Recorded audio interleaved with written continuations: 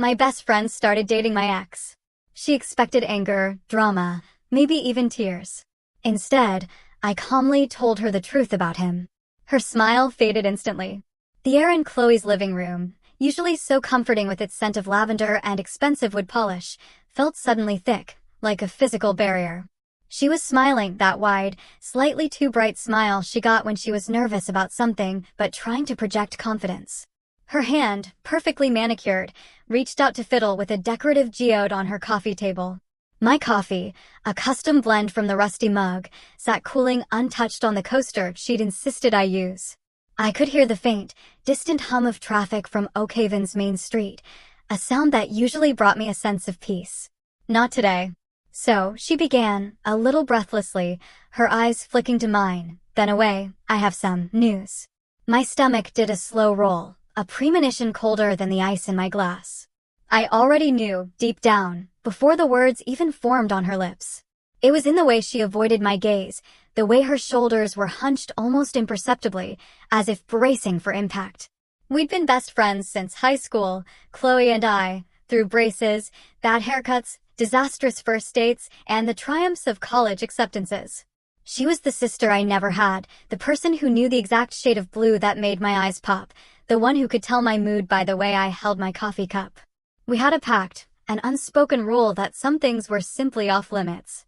Exes were usually at the top of that list.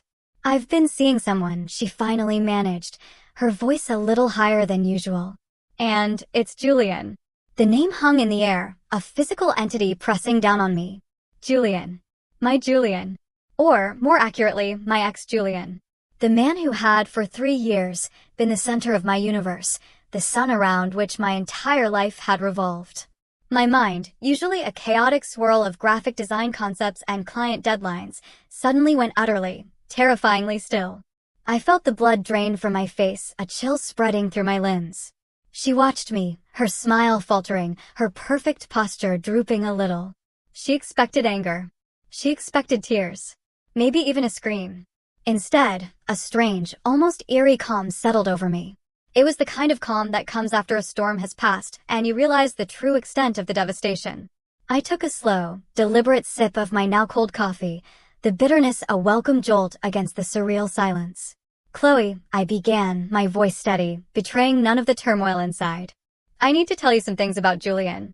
And her smile, the one she'd been holding onto so desperately, finally, mercifully, instantly faded. Let that sink in for a second. The absolute, gut-wrenching betrayal from a person you've trusted with your deepest secrets, your vulnerabilities, your entire heart. For years, Chloe and I had navigated life's rapids together. From cheering each other on at high school swim meets to sharing cramped dorm rooms at Oak Haven University, then finally carving out our own lives in our quaint little Maryland town. Chloe, with her meticulous eye for interior design and her perfectly curated aesthetic, was the yin to my chaotic, creative yang. I was Eleanor Vance, freelance graphic designer, coffee addict, and dreamer. She was Chloe Hayes, the anchor, the planner, the one who remembered birthdays and anniversaries. We complemented each other, completed each other. Our friendship was a constant, a bedrock I built my entire adult life upon. When Julian Thorne entered my life, it felt like the final piece of a perfect puzzle. He was a marketing executive, suave, charming, with a smile that could disarm anyone and a laugh that made my stomach flutter. We met at a networking event at the old Oak Haven Brewery, amidst the clinking of glasses and the smell of hops. He complimented my portfolio, then my dress, then my laugh. He wasn't aggressive, just captivating. He seemed to understand me in a way no one else ever had. Our first date, a quiet dinner at the Willowbrook Bistro, stretched into hours, talking about everything from existential philosophy to our favorite comfort foods. He told me about his passion projects, his dreams of opening his own consultancy firm, his love for old jazz records. It all felt so meant to be. Chloe was ecstatic for me. She'd always been my biggest cheerleader, often telling me I deserved someone truly special after my string of awkward college relationships. Julian, to her, seemed to fit the bill perfectly. He charmed her too, of course. He brought her flowers when he first met her, remembered her favorite artisanal cheese, and genuinely listened when she talked about her latest design woes. He became a fixture in our lives, not just my boyfriend, but an honorary member of our little duo. We'd spend Sundays at Willow Creek Park, Julian sketching silly caricatures of us, while Chloe debated the merits of different picnic blanket patterns, and I just soaked it all in, feeling utterly, ridiculously happy. He was articulate, attentive, and incredibly supportive of my design career, always pushing me to take on bigger clients, praising my work with a sincerity that warmed me to my core. I remembered one specific evening, just a year into our relationship. I had just landed a huge project, a rebranding campaign for a major regional chain, and I was panicking. "Ellie, you've got this," he said, his hand gently tracing the lines on my worried forehead. "You're brilliant." They'd be fools not to see that. He spent hours with me, brainstorming, offering constructive criticism, making me feel invincible. That night, I truly believed I had found my person. The one. The universe felt aligned. Now, as I looked at Chloe's pale face, the memory of that feeling was a bitter tang in my mouth. How could something so pure, so perfect, have been built on such a foundation of lies? The first cracks, though subtle, began to appear around our second anniversary. They were so small, so easy to dismiss, especially when you're deeply invested in a relationship. This brings me to our first psychological deep dive, cognitive dissonance. This is the mental discomfort experienced by a person who holds two or more contradictory beliefs, ideas, or values, or is confronted by new information that conflicts with existing beliefs. In my case, my belief was that Julian was this perfect, supportive, loving partner. When little things started to contradict that, my brain, naturally, tried to reduce the discomfort by either dismissing the new information, rationalizing it, or changing my own perception of it. I wanted to maintain the image of our perfect relationship, so I actively filtered out anything that challenged it. One evening, we were at a small gallery opening, a client of mine exhibiting their work. Julian was mingling, as he always did, effortlessly charming. I overheard him talking to the gallery owner, boasting about a marketing campaign he'd supposedly spearheaded for a major tech company. I knew for a fact that project had gone to his colleague, Mark, after Julian had been pulled off it for missing deadlines. When he came back to me, I casually mentioned, "Wow, you really sold that tech campaign story, huh?" He didn't miss a beat. His smile didn't falter. "Oh, that? Just a little embellishment, darling. You know how these networking things go. Gotta make an impression." He winked, pulled me closer, and whispered something sweet about how proud he was of my work. I laughed it off, but a tiny, discordant note had sounded. Just an embellishment, I told myself. He's just trying to impress people. It's harmless. Another incident. We were planning a weekend trip to Harper's Ferry. I'd spent hours researching quaint BNBs, local hiking trails, and cozy restaurants. I presented him with two options, complete with itineraries. He glanced at them, then put them down, picked up his phone, and said, "Babe, I really need to focus on this client email. Just pick whichever one you think is best." "I trust your judgment." Later that week, he told his boss how he had meticulously planned our romantic getaway, making it sound like it was all his effort.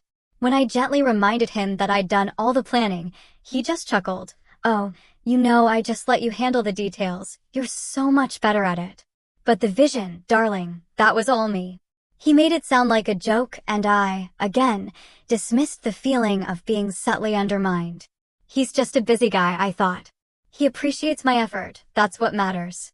Then there was the growing tendency to subtly shift blame. If we were late for an event, it was because I had taken too long to get ready, even if he'd been dawdling on his phone for an hour. If a plan fell through, it was because my suggestion hadn't been well thought out, even if he had enthusiastically agreed to it beforehand.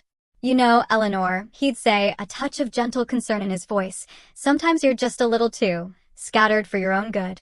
We need to work on your organizational skills." He delivered these criticisms with such a loving, almost paternal tone that I began to internalize them. I started second-guessing myself, believing that I was the problem, that I needed to improve.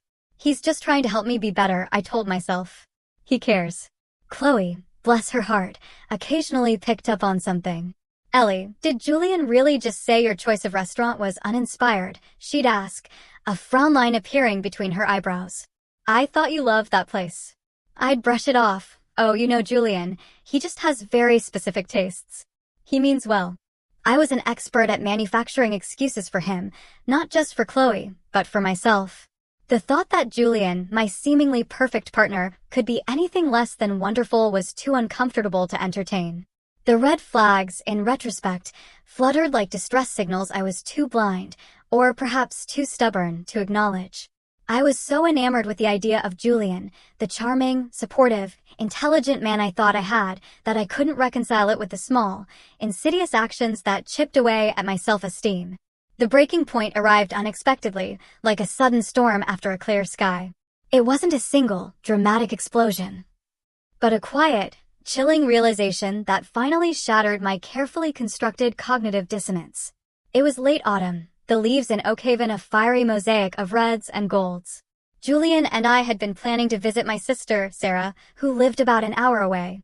He had promised to drive, as my car was in the shop. The morning of, I woke up early, excited, and started getting ready. I walked into the kitchen, smelling the fresh coffee he usually made. But the kitchen was empty. His side of the bed was cold.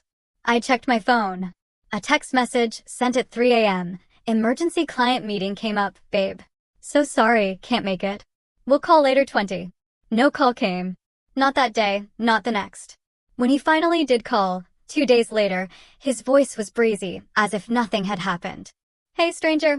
Busy couple of days, huh? So, about Sarah's? Rain check. He didn't offer an explanation for the emergency meeting, nor did he apologize for his silence. He simply acted as if it were a minor inconvenience, easily forgotten. I felt a cold dread settle in my chest. It wasn't the missed trip, it was the casual dismissal of my feelings, the blatant disregard for a commitment he'd made, and the complete lack of remorse. That evening, I did something I had never done. I went through his phone. Call it a gut feeling, call it desperation, but I couldn't shake the growing sense that something was deeply wrong. I found messages, not with a client, but with a woman named Isabella. Flirtatious, intimate, recent. Not just emergency client meeting, but emergency date. The crushing weight of betrayal hit me like a physical blow. It wasn't just a lie, it was a deliberate, calculating deception. And that's when it clicked. All the little embellishments, the blame shifting, the subtle undermining, they weren't isolated quirks. They were pieces of a larger, much uglier puzzle. This realization, for me, was an introduction to a new kind of terror. This takes us to our second psychological deep dive, gaslighting. Gaslighting is a form of psychological manipulation where a person makes someone question their own memory, perception, or sanity. Julian hadn't just lied, he had systematically chipped away at my confidence, making me believe I was the forgetful, scattered one, the one with uninspired tastes. He had subtly, persistently, convinced me that my reality was flawed, paving the way for him to act with impunity. When he said, "Oh, you know, Ellie, sometimes you're just a little too sensitive," after I confronted him about a particularly cutting remark, it wasn't just an insult, it was an attempt to invalidate my emotional response, to make me feel irrational. The texts with Isabella confirmed it wasn't my imagination. It was real, and he had actively worked to make me doubt myself. I confronted him, not with anger, but with a chilling clarity. I laid out the evidence, the messages, the inconsistencies. He denied, he minimized, he even tried to turn it back on me. Ellie, you're being paranoid. This is just a work colleague. You're overreacting. Are you feeling okay? The gaslighting continued even as his carefully constructed facade crumbled. But by then, I was too far gone to believe him. The spell was broken. I ended it, that night, with a hollow ache in my chest that felt like a part of me had been surgically removed. The breakup was brutal, emotionally. But Chloe was there for me as always. She held me while I cried, brought me tubs of artisanal ice cream, and listened patiently to my endlessly replayed narratives of betrayal. "He's a monster, Ellie," she'd console, stroking my hair. "You deserve so much better. You'll find someone who truly appreciates you." She encouraged me to block him, to cut all ties. She helped me redecorate my apartment, painting over the pale blue we'd chosen together, banishing every trace of him. She was my rock, my unwavering support system. Or so I thought. The months following the breakup were a slow, arduous climb back to normalcy. I poured myself into work, took on new clients, and rediscovered my love for hiking the trails around Oakhaven. I started going to a pottery class at the community center, something Julian had always dismissed as too messy. I began to feel like myself again, or a new, stronger version of myself. The memory of Julian, once a searing pain, had faded into a dull ache, a scar that served as a reminder of lessons learned. I was dating casually, nothing serious, just enjoying the freedom of being my own person again. Then came the call from Chloe, the one where she told me her news. My mind, still processing the immediate shock, rewound to weeks prior. Small things, so subtle I hadn't even registered them as red flags from Chloe. She'd mentioned Julian, occasionally. "Oh, I ran into Julian at the Rusty Mug. He asked how you were doing, seemed really concerned." Or, Julian commented on my latest Instagram post, said my design work was really inspiring. I dismissed them as innocuous, the natural overlap of lives in a small town, or Julian's lingering attempt to maintain a facade of friendliness. After all, Chloe knew everything he'd done to me. She was my champion. The real kick in the gut? The way she said it. Not with remorse, not with an apology, but with that nervous, self-conscious smile, almost as if she were presenting him to me. Like she expected my blessing, or at least my understanding. My initial calm, a strange defense mechanism, was a shield against the tidal wave of emotions threatening to overwhelm me. I didn't want to give her the satisfaction of seeing me crumble. I just wanted her to hear the truth. "Chloe," I repeated, my voice still unnervingly level, "I need to tell you some things about Julian. Not just he broke my heart things, but who he really is. The man beneath the charm." Her smile was long gone, replaced by a guarded expression. "Ellie, I know you're hurt. And I know Julian wasn't perfect with you, but people change. He's different now. He's told me he regrets how he treated you, that he's learned a lot." The sheer audacity of it. The nerve. She was already defending him, building his narrative for me. This is where the story pivots from my pain to my purpose. I took a deep breath. "Chloe, this isn't about my hurt anymore. It's about your safety. And about the truth. Because here's the thing about people like him. This leads us to our third psychological deep dive, the dark triad. This term refers to a constellation of 3 socially undesirable personality traits: Machiavellianism, manipulation and exploitation of others, a cynical disregard for morality, and a focus on self-interest and deception, narcissism, grandiosity, pride, egotism, and a lack of empathy and psychopathy, antisocial behavior, impulsivity, selfishness, and remorselessness. Julian, I realized, exhibited aspects of all 3. He was manipulative, Machiavellian, self-aggrandizing, and lacking true empathy, narcissistic, and utterly remorseless in his deception, psychopathic traits, even if not full-blown psychopathy. He wasn't just a bad boyfriend. He was fundamentally wired to use people, to charm them, to exploit them for his own gain, and then discard them without a second thought. And I was going to make sure Chloe understood that. "Chloe," I continued, leaning forward, "Julian doesn't change. He adapts. He learns what works on one person, and he refines it for the next. The apologies you're hearing? They're strategic. He's telling you what you want to hear because that's how he reels you in. He did the same with me." I began to recount, not with emotion, but with clinical precision, the pattern of his behavior. The subtle blame-shifting, the gaslighting, the small lies that grew into bigger ones. "Remember when I told you he forgot our anniversary and then blamed me for not reminding him clearly enough?" Chloe nodded, her eyes wide now, her previous defiance replaced by a flicker of uncertainty. "That wasn't an oversight, Chloe. That was him testing the waters, seeing how much he could get away with. How much I would rationalize for him. He made me feel crazy for even bringing it up." I told her about his boasts, the exaggerated achievements, the way he'd subtly put down my ambitions while pretending to support them. "He'll make you feel like the most important person in the world one minute, then make a dismissive comment that cuts you to the bone the next. And he'll do it with a smile, so you question if you even heard him right." I described the way he isolated me, subtly at first, by making me feel like my friends didn't understand our special relationship. "He'll turn you against anyone who challenges his narrative, anyone who might see through him." Chloe listened, her face growing paler with each revelation. She began to chew on her bottom lip, a habit I knew meant deep distress. "But he's been so attentive," she whispered. "He brings me coffee from the Rusty Mug every morning, just how I like it. He's helping me redesign my portfolio website." And that, I said, a bitter taste in my mouth, is exactly how he operates. He love bombs you. He gives you everything you think you want, everything you express a need for. He mirrors your interests, your dreams. It's a performance, Chloe. A very convincing, very dangerous performance. I could see the truth sinking in, slowly, painfully. The light in her eyes, which had been so hopeful moments ago, was dimming, replaced by a dawning horror. The conversation stretched on for what felt like an eternity. I felt a strange sense of detachment, like I was watching myself from above, delivering a monologue I never wanted to give. I laid bare every single subtle manipulation, every microaggression, every instance of gaslighting, stripping away the charming facade Julian had so carefully constructed. I recounted how he'd accidentally forget details about my family, only to charm them later with a meticulously researched fact he'd clearly crammed. I spoke of the way he'd promise things, to fix a leaky faucet, to help with a design pitch, and then forget, or worse, subtly imply it was my fault for not reminding him enough.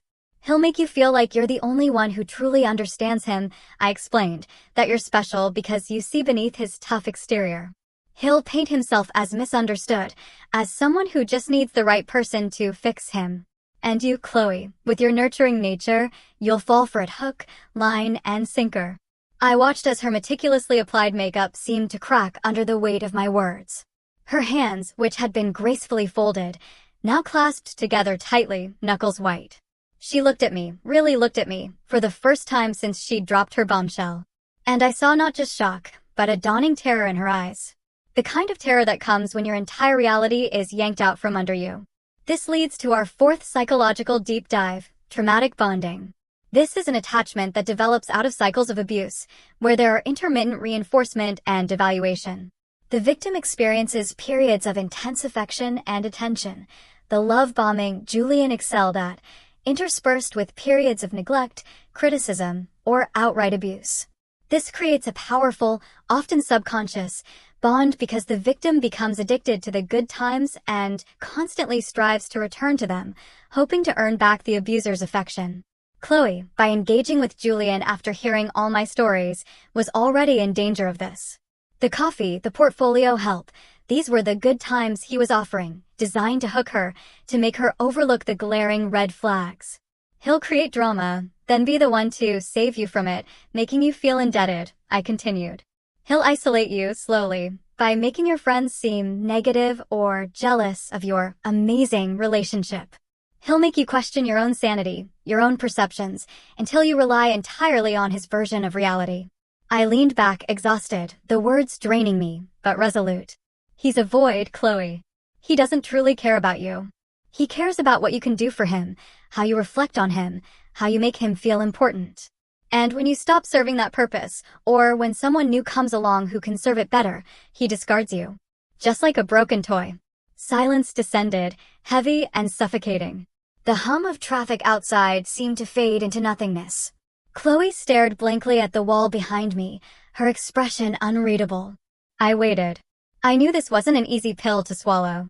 It was the complete demolition of a dream she had just started building. It was also the demolition of my past, validating all the pain I had suppressed. Finally, she spoke, her voice barely a whisper. But he said you were bitter, that you couldn't handle his success, that you were jealous of his friendships. My heart ached, but I wasn't surprised. Of course, he had preemptively smeared me. It was classic Julian. And did you believe him? I asked gently. She closed her eyes, a single tear escaping and tracing a path through her foundation. I wanted to believe him. He was so convincing. He made your stories sound like petty revenge. He said you were obsessed. This is called triangulation, Chloe, I explained, trying to keep my voice steady. It's another manipulative tactic where a third party is brought into a conflict to shift blame, gaslight, or control. He used me to control your perception of him. He used you to hurt me, to prove he still had power over my emotional well-being. The bitterness was palpable. He didn't just date you because he liked you, Chloe. He dated you because you were my best friend. It was a power play, a final, cruel twist of the knife. And then, the dam broke. Chloe started to sob, deep, racking sobs that shook her entire frame. She wasn't crying because she was angry at me. She was crying because she finally saw it. The beautiful, perfect picture she had painted of her new relationship, of Julian 2.0, had been meticulously dismantled, piece by agonizing piece. The insidious truth, once a vague, unsettling feeling, was now a stark, terrifying reality. The weight of betrayal, not just from Julian, but from her own naive trust, settled heavily upon her. The aftermath of that conversation was, in many ways, more painful than the initial breakup with Julian. My friendship with Chloe, which I thought was unbreakable, became a fractured thing, clinging on by a thread. She stopped seeing Julian, of course. The realization of how deeply she had been manipulated, how cleverly she had been played, was a devastating blow to her self-esteem. She was angry, confused, and deeply ashamed. And some of that shame, unfortunately, deflected onto me. Not maliciously, but as an uncomfortable byproduct of having been exposed, of having had her deepest vulnerabilities laid bare. She apologized profusely, tearfully.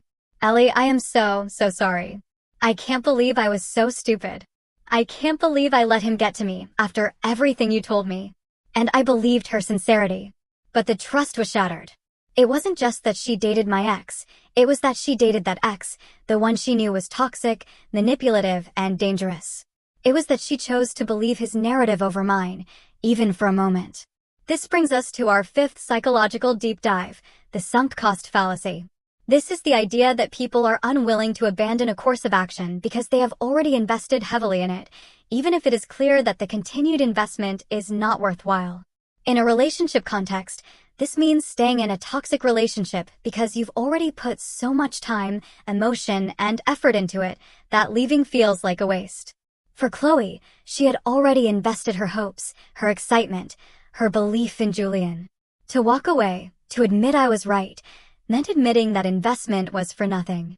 It was hard for her to accept that, which is why she initially defended him. It's also why I stayed with Julian for so long. I had invested 3 years, so much of myself, into a relationship I thought was real. Admitting it was a lie was a colossal, painful loss. Chloe entered a period of deep introspection. She needed time, she said, to figure things out, to process not just Julian's betrayal, but her own choices. We didn't stop being friends, not entirely, but our weekly coffee dates at the Rusty Mug became sporadic. Our easy intimacy was replaced by a hesitant politeness. The laughter that once came so freely between us was muted. It was a different kind of grief, losing a part of a friendship you thought was invincible.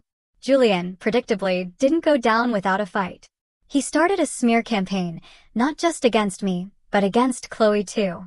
He painted her as unstable and gullible, a victim of my obsessive jealousy. He spun a tale of me being a vindictive ex who couldn't stand to see him happy.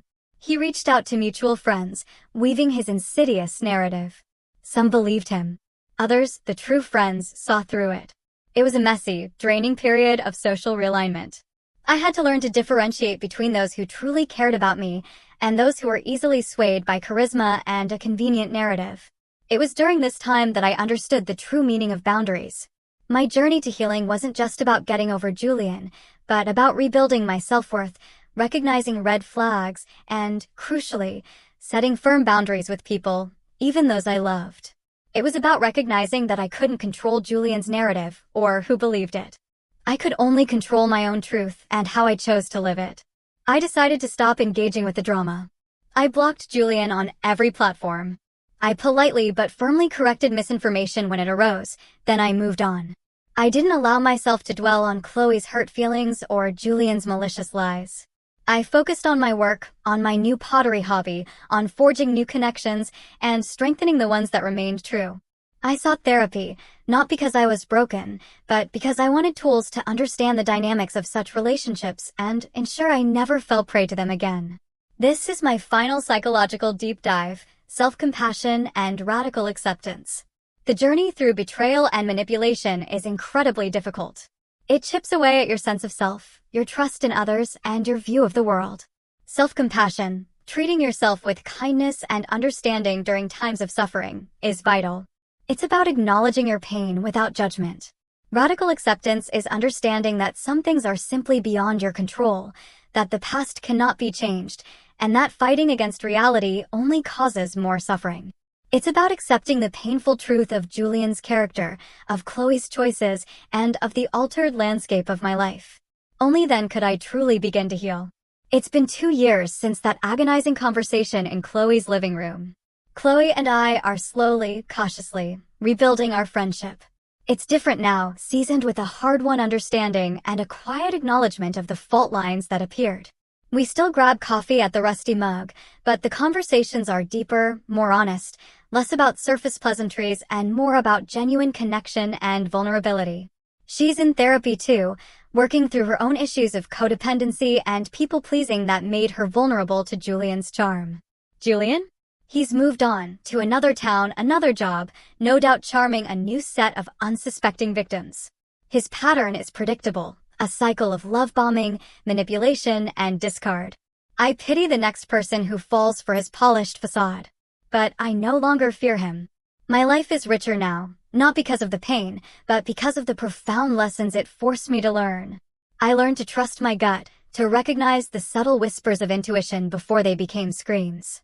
I learned that true strength isn't about being immune to pain, but about facing it, processing it, and emerging on the other side with wisdom. I learned the immense power of telling your truth, even when it's uncomfortable, even when it risks shattering what you hold dear. Because sometimes, the truth is the only thing that sets you truly free. And that, I realized, was a profound, life-altering gift.